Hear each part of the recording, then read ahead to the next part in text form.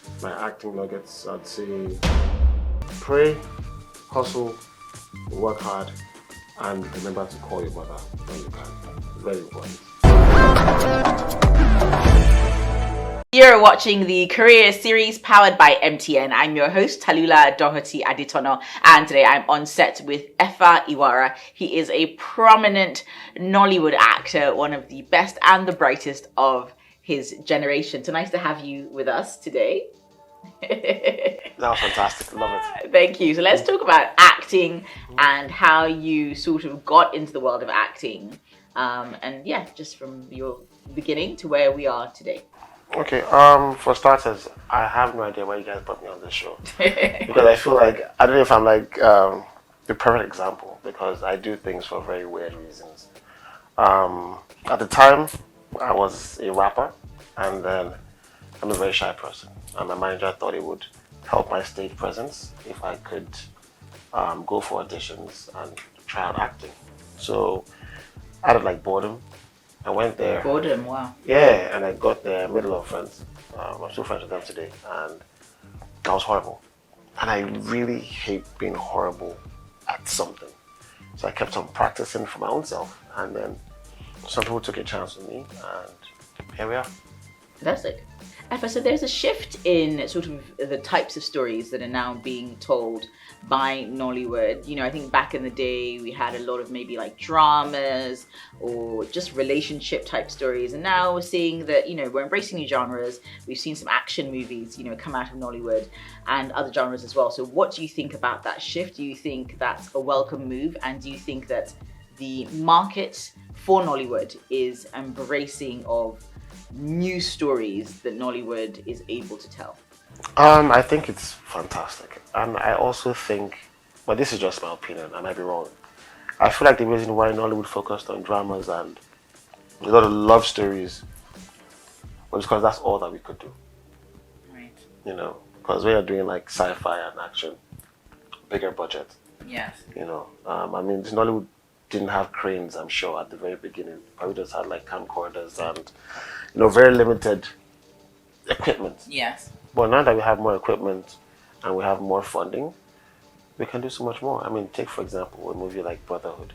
I think Brotherhood is a step in the right direction.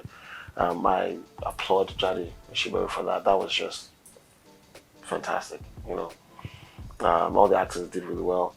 More budget, and as far as the audience goes and reception, I always say this: Wakanda Forever made £1 billion. Yes. I don't know if it was goats, dogs, and stones that watched it. Of course, it was Nigerians. Yes. Nigerians love a good movie, regardless. People in the world love quality entertainment, regardless of what genre it is. Titanic wasn't necessarily action; it's still one of the highest-grossing movies of all time. So I think we're ready. I think if it's done really well, Nigerians will watch it. Nigerians will support it. Nigerians will applaud it.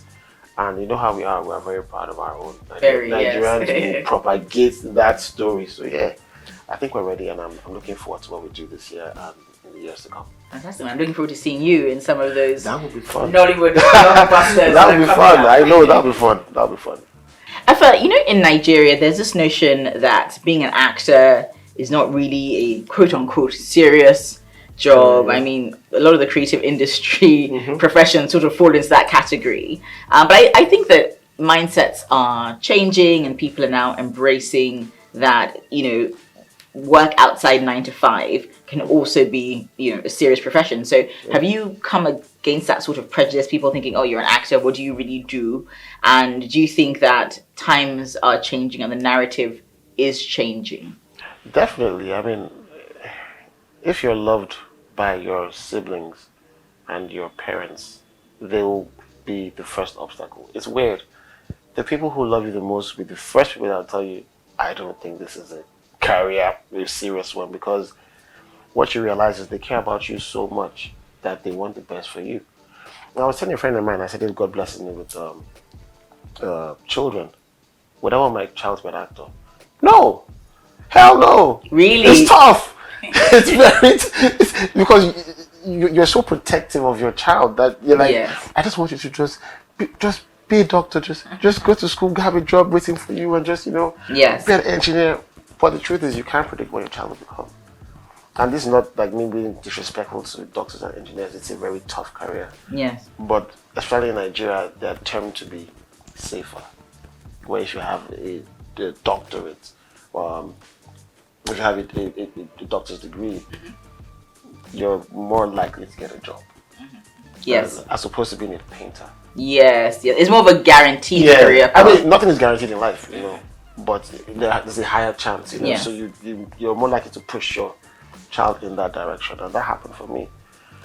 I remember being a young man telling my parents, I think I was 22, and I said, I'm going to be a rapper in Lagos. Everyone thought I was mad. I think I was mad. Because when I could go back, I'm like, what are you thinking, But what you have to also realize is that once you start to make some headway, and they see your determination, they see your trajectory, they will become your biggest fans. Yes. Because they love you so much. So my mom would always call. My dad would be like, oh no, I saw this, I saw that, I thought this was nice, I thought this was horrible.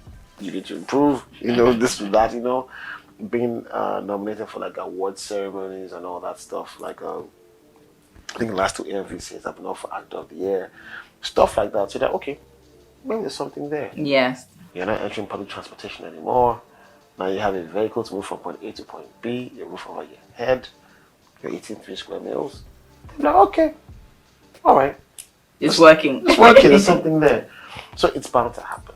It's bound to happen. But most importantly, it's. I think we're in a digital age where back then the internet wasn't popular. People didn't see what was going on around the world. But now that there's the internet and the world is a global village, people can see and hear about how much Ronaldo is earning. If my son starts playing football, I'll say, go boy. Because I have seen Ronaldo. Yes. I've seen the possibilities. Back then, all they saw were people playing for Bendel Insurance and shooting stars in Ibadan. So they were like, oh, Not sure. I don't know if this is what I really want. But, once you can see chefs like I think it's Gordon Ramsay. Yeah, Gordon Ramsay. You see him on Food Network. Once you can see the possibilities, then you are able to say, okay, I can support you. Yeah. So times have changed, Yeah, no, I really I'm really inspired by everything that you said, and even in terms of the fact that when you start off there's just a trepidation, but over time once you show your commitment to your craft and once there is progress, it's much easier to support. Yeah, definitely. Effie, you touched on something a bit earlier when you were talking about monologues and how people can go online and do their monologues and have them seen. And I want to just segue that into talking about skit makers. There's so many skit makers online and they make us laugh and they're very, very recognizable. So do you think that's another way that young people can sort of gain attention towards themselves in order to be identified by producers and filmmakers? Definitely. I feel like, sometimes I hear little conversations here and there about how sometimes people don't consider skit makers as filmmakers. And I'm like, you're so wrong. I respect and applaud skit makers. I think because you're doing everything, you're the executive producer, you're the actor, you're the director, you're the DP, you're the cinematographer, you're coming up with the storylines, you're the script, you're everything embodied into one. And I feel like there's no greater joy in life than being able to make people smile. That's like a dream of mine, to be able to make people smile and make people feel better about themselves. And if you can do that on your budget consistently, almost on a daily basis, then you're a hero. Like in my opinion. Yeah. But I think young people, please, by all means, embrace skit making.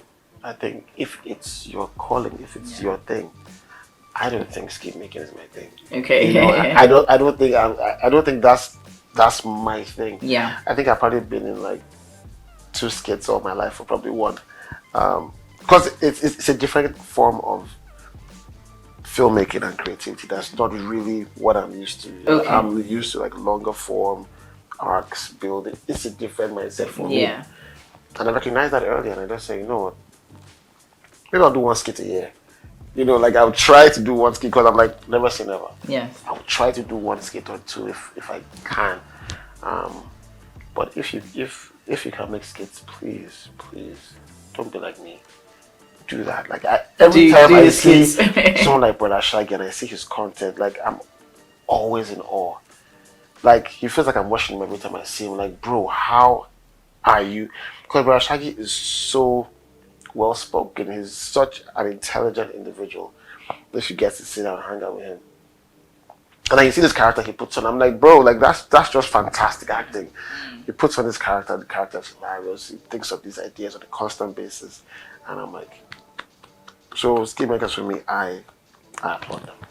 Oh, I like that. I like that take. And I like the fact that you identify that, if you're a skit maker, if that's your thing, go ahead and do it. But if maybe monologues or some other form of acting, maybe it's physical comedy is your thing, then just lean into that. Lean into what works best for you and what amplifies your talent the most. Don't try to just sort of do something because you feel it's the popular thing at the time. You couldn't have said it better, because people forget that Charlie Chaplin, arguably one of the funniest people that has ever lived, and he never said a word. Yes, that's true. He never said a word. That's true. To my knowledge, And monologues, people worry about monologues. People feel like you have to do a popular monologue. I always ask this question. If you do a monologue from a film, have you seen Hateful Eight? No. Fantastic. If you do a monologue from Hateful Eight, and I haven't seen Hateful Eight, then it almost makes no sense to me because I do not understand the context. Yes. So I tend to advise people you can do that if you want, but also just do a monologue that conveys the emotions and the message that you are trying to pass across, regardless of if it's popular or not. Let the audience or the producer or the viewer be able to communicate with you regardless of where it's from. Fantastic. Effa, this has been so insightful, so illuminating. I feel like we've learned so much about you as an actor, but also about the profession of acting and what it takes to make it big in Nollywood. So thank you so much for being on set with us today. Thank you so much.